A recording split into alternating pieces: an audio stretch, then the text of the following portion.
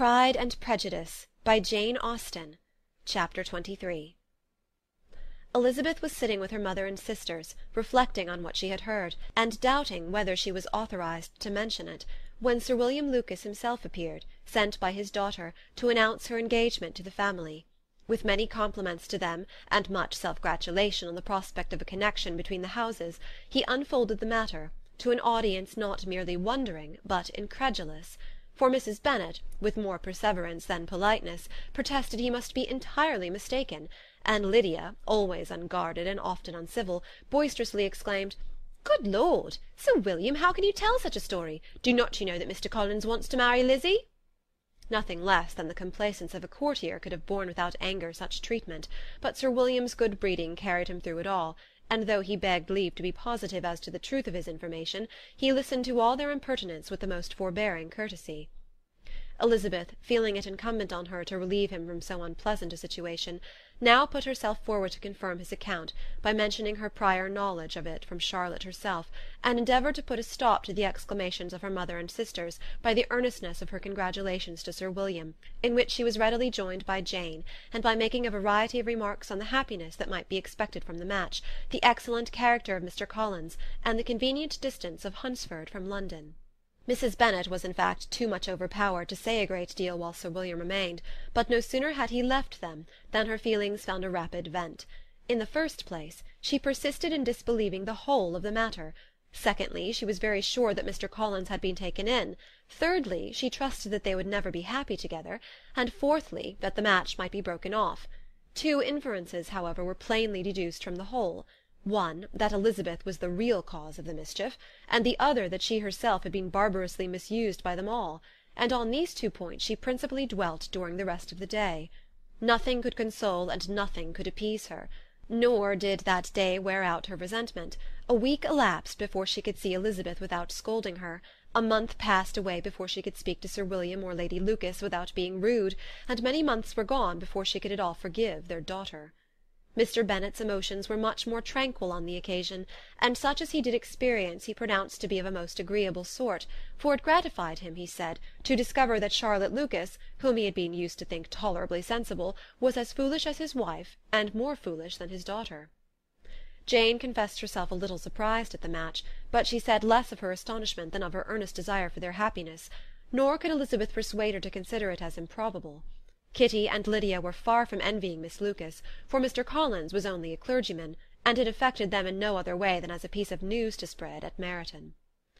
Lady Lucas could not be insensible of triumph on being able to retort on Mrs. Bennet the comfort of having a daughter well married, and she called at Longbourn rather oftener than usual to say how happy she was, though Mrs. Bennet's sour looks and ill-natured remarks might have been enough to drive happiness away. Between Elizabeth and Charlotte there was restraint which kept them mutually silent on the subject, and Elizabeth felt persuaded that no real confidence could ever subsist between them again. Her disappointment in Charlotte made her turn with fonder regard to her sister, of whose rectitude and delicacy she was sure her opinion could never be shaken, and for whose happiness she grew daily more anxious, as Bingley had now been gone a week, and nothing more was heard of his return.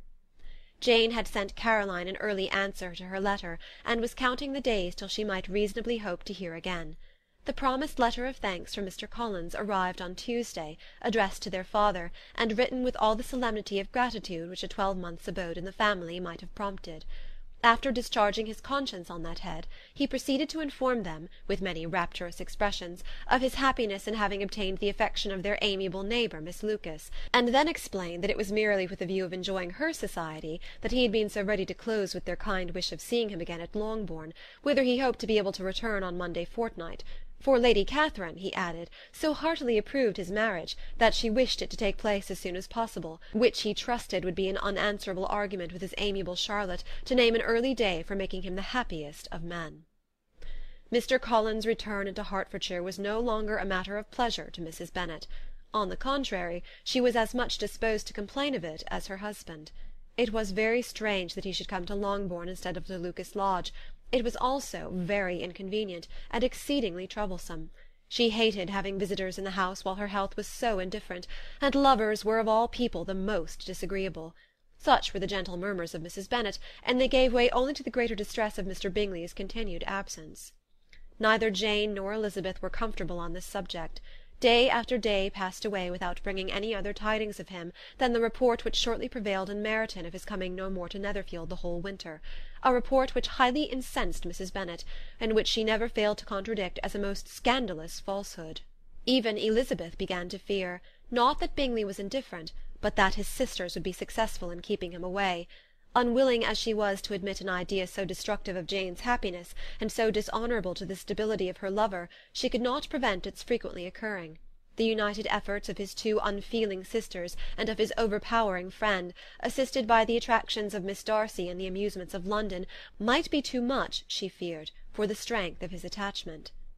As for Jane, her anxiety under this suspense was of course more painful than Elizabeth's, but whatever she felt she was desirous of concealing, and between Elizabeth and herself, therefore, the subject was never alluded to. But as no such delicacy restrained her mother, an hour seldom passed in which she did not talk of Bingley, express her impatience for his arrival, or even require Jane to confess that if he did not come back she would think herself very ill-used. It needed all Jane's steady mildness to bear these attacks with tolerable tranquillity. Mr. Collins returned most punctually on Monday fortnight, but his reception at Longbourn was not quite so gracious as it had been on his first introduction.